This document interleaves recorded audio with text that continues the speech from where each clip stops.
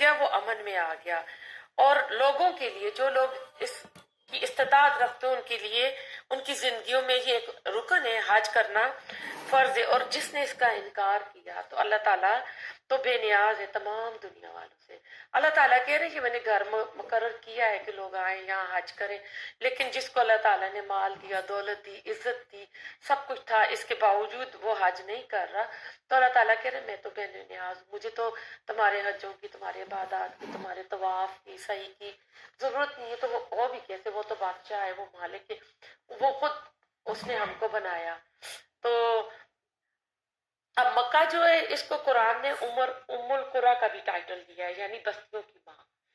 پھر ابراہیم علیہ السلام نے جب ہاجرہ اور اسماعیل کو مکہ میں چھوڑا تھا، اور یہ بھی پوری سٹوری اگر ہم کریں تو اس پہ بھی ہمارا آج کا ٹائم ہی نکل جائے گا. اگر ہم صرف حضرت ہاجرہ اور حضرت اسماعیل کی سٹوری لے لیں، ایسا تھا کہ حضرت ابراہیم کی پہلی جو بیوی تھی حضرت سارہ تھی، اور ان کی ابھی کوئی اولاد نہیں تھی. اور یہ جب ایجپٹ کی طرف گئے تو وہاں کے جو فرعون ٹائٹل تھا بادشاہوں کا، تو اس کی کچھ نیت خراب ہوئی وہاں جو حضرت ابراہیم نے کہہ دیا تھا کہ یہ میری بہن لگتی ہے، تو انہوں نے اپنی بیٹی ہاجرہ دے دی تھی. لیکن آپ کو جہاں بھی آپ پڑھیں گے نا تو آپ کو یہی بتائیں گے کہ اس بادشاہ نے اپنی لونڈی جو تھی وہ دے دی، کنیز دے دی تھی حضرت ابراہیم علیہ السلام کو. یہ ان کی اپنی بیٹی تھی، اپنی بیٹی دی تھی. پھر انہی سے ان کا بیٹا اسماعیل ہوا. اسماعیل بڑے بھائی تھے اور اسحاق چھوٹے بھائی تھے. اب ایسا ہوتا ہے کہ ایک خاندانی بہو ہوتی ہے اور ایک باہر کی ہوتی ہے. جیسے ایک خاندانی کوئی کر لیتا ہے کسی دوسرے ملک میں جا کے کوئی دوسری شادی کر لیتا ہے، تو خاندان والے باہر والی جو بہو یا ہوتی ہے اس کو اتنا نہیں ایکسیپٹ کر رہے ہوتے کہ یہ باہر سے لے آئی، یہ خاندان والی تھی. تو یہی حال یہاں پہ سارہ اور ہاجرہ کا ہو رہا تھا. وہ ہاجرہ کو نہیں ایکسیپٹ کر رہے تھے، پھر اس کا بیٹا بھی ہو گیا، تو پھر ہو گیا یعنی اور اس طرح کے حالات ہو گئے. تو اس وقت بہت ضروری تھا کہ ان کو اس ماحول سے نکالا جاتا. سارہ بھی تنگ کر رہی تھی، تو پھر اللہ کا حکم تھا. تو آپ ان کو جب چھوڑ کر مکہ کی بے آب ہو گیا وادی میں چھوڑا، تو توشا تھا تھوڑا سا کھجورے اور پانی، اور حضرت ابراہیم علیہ السلام چھوڑ کر جا رہے ہیں، پیچھے پلٹ کر نہیں دیکھ رہے. حضرت ہاجرہ آوازیں دے رہی ہے، اور پلٹ کر اس لیے نہیں دیکھ رہے تھے کہ بچہ چھوٹا تھا، شاید دل کیا تو مجبور نہ ہو جاؤں. تو آخر حضرت ہاجرہ نے پوچھا کہ کیا یہ میرے رب کا حکم ہے؟ تو انہوں نے سر ہلایا. تو پھر حضرت ہاجرہ نے کہا تھا کہ میرا رب مجھے ضائع نہیں کرے گا. تو آپ دیکھیں کیا اللہ تعالیٰ نے حضرت ہاجرہ کو ضائع کیا. قیامت تک پوری انسانیت جب بھی حج اور عمرہ کے لیے جائے گی، ایک عورت کی سنت پہ صفا و مروہ کے چکر کاٹ رہے. جہاں وہ تیز دوڑی تھی وہاں تیز دوڑے، جہاں وہ آہستہ چلی تھی وہاں آہستہ چل رہے. کہتے جب وہ دو پہاڑوں کی درمیان تھا نا بچہ، تو کبھی صفا پہ جا رہی کبھی مروہ پہ جا رہی ہے. تو جب وہ پہاڑی پہ چڑھ رہی ہوتی تھی تو تیز چڑھتی تھی، کیونکہ چڑھتے ہوئے بچہ ویلی میں نیچے چھپ جاتا تھا. جب اونچائی پہ جاتی تھی تو بچہ نظر آتا تھا، پھر وہ آہستہ چلتی تھی کہ اب بچے پہ نظر پڑ رہی ہے تو اوپر پانی کی تلاش میں جاتی تھی. جب آتی تھی تب بھی ہوتا تھا. پھر ایک وہ جو مقام آ جاتا ہے نا جہاں وہ تیز دوڑی، وہاں اس کو اپنا بچہ نہیں نظر آ رہا ہوتا تھا، پھر وہ تیز دوڑتی تھی. پھر جبرائیل علیہ السلام نے اپنا پر مارا اور پانی اتنا نکلا کہ وہ زمزم بولی کہ رک جا، اور اس کا نام زمزم پڑ گیا. تو جب حضرت ابراہیم علیہ السلام اپنی بیوی اور بچوں کو چھوڑ کے جا رہے ہیں، تو سورۃ ابراہیم کی آیت نمبر 37 میں اللہ سے دعا کرتے ہیں، ربنا انی اسکنت من ذریتی بواد غیر ذی زرع عند بیتک المحرم ربنا لیقیموا الصلاۃ فاجعل افئدة من الناس تہوی علیہم وارزقہم من الثمرات لعلہم یشکرون. کہ اللہ تعالیٰ میں نے اپنی اولاد کا کچھ حصہ من ذریت ہے، کہ میں نے ظاہر ایک بیوی وہاں چھوڑ کے آئے ہوئے تھے، کہ میں نے یہاں ایک غیر بیابان آبادی میں تیرے گھر کے قریب بسا دیا ہے تاکہ وہ نماز قائم کرے، تو ان لوگوں کے دلوں میں ان کے لیے محبت ڈال دے اور ان کو ہر قسم کے رزق عطا کر تاکہ وہ تیرا شکر ادا کرے. تو ان کی دعا کی برکت آپ دیکھیں کہ عرب جو ہے ایک ڈیزرٹ ہے، ریگستان ہے، وہاں کچھ بھی نہیں اگتا، ایون کہ جانوروں کے لیے چارہ تک وہاں نہیں لگتا. لیکن دنیا کا ہر پھل، ہر فروٹ، ہر جوس، آج دیکھیں ہر چیز وہاں پہنچی، شروع سے اب تک پہنچی اور آ رہی ہے.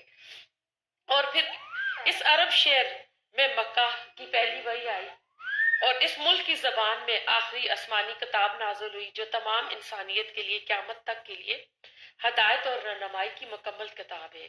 اسی عرب میں چاروں طرف سے پورے عالم اسلام کی دنیا کے لوگ ہر سال آتے ہیں، اسی خانہ کعبہ میں آ کر وہ حج و عمرہ کر رہے ہیں، طواف اور سعی کر رہے ہیں، اور یہ وہ جگہ ہے جہاں پر بادشاہ، فقیر، بادشاہ، غلام، کالے اور گورے کی تمیز نہیں رہتی۔ آپ خاص کر حج کے موقع میں چلے جائیں اور وہاں جب ایک ہی لباس میں سب کو دیکھتے ہیں تو کتنی مساوات کا درس ملتا ہے۔ اگر وہاں پہ یہ احرام نہ ہوتا تو وہاں بھی لوگوں نے اپنے نیم بریڈڈ کپڑے، ہینڈ بیگ اور وہ لینے تھے، اس نے تو فلاں کا عبایا پہنا ہوا، اس کا تو حجاب فلاں برانڈ کا ہے، تو وہاں بھی یہی کچھ ہوتا، لیکن اللہ نے ایک ڈریس کوڈ رکھ دیا تو کتنا اچھا لگ رہا ہوتا ہے۔ پھر مسجد الحرام، بیت اللہ، کعبہ کی تاریخ کیا ہے؟ حضرت آدم اور حوا کے دنیا میں آنے سے پہلے بیت اللہ کا وجود دنیا میں موجود تھا۔ فرشتے کعبہ کا طواف کیا کرتے تھے، یعنی آدم علیہ السلام کو بنانے سے پہلے یہ بیت اللہ موجود تھا اور فرشتے اس کا طواف کیا کرتے تھے۔ نسائی کی حدیث ابو ہریرہ راوی ہیں، نبی صلی اللہ علیہ وسلم نے فرمایا کہ 3 مساجد کی طرف سفر کیا جا سکتا ہے، ایک مسجد الحرام یعنی بیت اللہ کی طرف، دوسرا میری مسجد یعنی مسجد نبوی آپ نے فرمایا، اور تیسری مسجد اقصی کی طرف۔ تو ایسا تھا کہ جب طوفان نوح آیا، پوری زمین پہ آیا تھا نا طوفان، تو اس میں کعبہ جو تھا بہہ گیا تھا اور اس کا نام و نشان تک نہیں تھا۔ ایک ٹیلا نما چھوٹا سا نشان تھا، وہ بھی نظر نہیں آتا تھا، لیکن جب ابراہیم علیہ السلام اپنے بیٹے اسماعیل کو ملنے آتے ہیں تو جب باپ بیٹا دونوں خانہ کعبہ کی دیواریں اٹھا رہے ہیں، تعمیر کر رہے ہیں، تو اس وقت جبرائیل کی مدد سے وہ نشان ڈھونڈا اور نیچے سے بنیادیں مل گئی تھی، انہی بنیادوں پر وہ کعبہ جو ہے اٹھایا گیا، یعنی سب سے پہلے کعبہ فرشتوں نے بنایا، اس کے بعد طوفان نوح میں وہ خراب ہو گیا، بہہ گیا، تو دوبارہ حضرت ابراہیم علیہ السلام اور اسماعیل علیہ السلام بنا رہے، اور پہلے سپارے میں اس میں ذکر ہے سورۃ بقرہ میں وَإِذْ يَرْفَعُ إِبْرَاهِيمُ الْقَوَاعِدَ مِنَ الْبَيْتِ وَإِسْمَاعِيلُ رَبَّنَا تَقَبَّلْ مِنَّا إِنَّكَ سَمِيعُ الدُّعَاء رَبَّنَا وَاجْعَلْنَا مُسْلِمَيْنِ لَكَ وَمِنْ ذُرِّيَّتِنَا أُمَّةً مُّسْلِمَةً لَكَ وَأَرِنَا مَنَاسِكَنَا وَتُبْ عَلَيْنَا إِنَّكَ أَنتَ التَّوَّابُ الرَّحِيمُ۔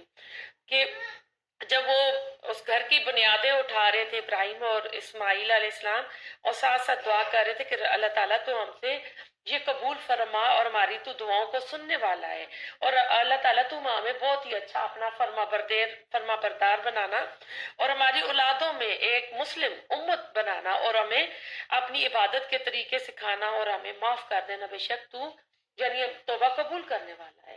جہاں بھی آپ عمل کی باتیں نکالیں تو دونوں اللہ تعالیٰ کا گھر تعمیر کر رہے ہیں، اپنا گھر نہیں بنا رہے، ذاتی گھر نہیں بنا رہے، اللہ کا گھر بنا رہے ہیں، اللہ پہ کوئی احسان نہیں جتا رہے ہیں، اور گھر بناتے ہوئے کہہ رہے ہیں کہ اللہ تعالیٰ یہ ہم سے کوشش قبول فرما۔ آج تو ہم تھوڑا سا صدقہ دیتے ہیں نا، اس کے ساتھ پہلے ڈھیروں اپنی دعائیں لگا لیتے ہیں، پھر ہم صدقہ دیتے ہیں، ہم نوافل پڑھتے ہیں تو اس وقت اپنی دعاؤں کی لسٹ دیکھ لیں ہم کیا کچھ کرتے ہیں، کیا ہم نے کبھی خالص اللہ کے لیے صدقہ نکالا، کیا کبھی خالص اللہ کے لیے نوافل پڑھے، کوئی عبادت کی ہے؟ آج تو ہم اتنے خود غرض اور اتنے مادہ پرست ہو گئے ہیں نا کہ ہم پہلے اپنے لیے چیز کوئی رکھتے ہیں پھر ہم کرتے ہیں۔ تو یہاں آپ دیکھیں اللہ تعالیٰ کا گھر بنا رہے ہیں اور ساتھ اللہ تعالیٰ سے کہہ رہے ہیں کہ اس کو اللہ تعالیٰ تو قبول فرما، تو بے شک دعائیں قبول کرنے والا، سننے والا ہے، اور پھر کہہ رہے ہیں ہمیں اپنا اچھا فرما بردار بنا۔ کیا ہم نے بھی یہ دعائیں کی ہیں کہ اللہ تعالیٰ تو ہمیں اپنا فرما بردار بنا اور اپنی عبادت کے طریقے سکھا؟ ہم تو اپنے پاس سے طریقے کر کے کہتے ہیں اتنے نفل پڑھ لے، آج روزہ رکھا تھا، آج یہ کیا تھا، اور اپنی ڈھیروں دعائیں مانگ لیتے ہیں اللہ سے۔ نہیں، دعا کیا کرے اللہ تعالیٰ ہمیں، ہو سکتا ہے ہم غلطی کر رہے ہیں، ہمیں اور اچھے طریقے بتا۔ اور آپ کو پتہ ہے صحابہ اکرام، عمر فاروق، یہ اپنے گال چہرے زمین پہ رگڑ کے دعائیں کرتے تھے کہ داؤد علیہ السلام کو، سلیمان علیہ السلام کو فہم دینے والے ہمیں قرآن کا فہم عطا فرما۔ کیا ہم بھی ایسے کرتے؟ ابن عباس مفسر القرآن ہے، کیا ہم نے بھی دعا مانگی کہ اللہ تعالیٰ جس طرح تم نے ان کا سینہ کھولا تھا ہمارا سینہ بھی کھول دے اس کے لیے؟ تو پھر اپنی امت کے لیے، اپنی آندہ نسلوں میں کہہ رہے ہیں کہ ایک مسلمان امت آئے اور تو بے شک ہماری توبہ قبول فرما۔ تو اس کے علاوہ قرآن نے بیت اللہ کی تعمیر کا ذکر سورۃ حج کی آیت نمبر 26 اور 27 میں آیا ہے۔ اس میں آیا کہ وَإِذْ بَوَّأْنَا لِإِبْرَاهِيمَ مَكَانَ الْبَيْتِ أَلَّا تُشْرِكْ بِي شَيْئًا وَطَهِّرْ بَيْتِيَ لِلطَّائِفِينَ وَالْقَائِمِينَ وَالرُّكَّعِ السُّجُودِ کہ جب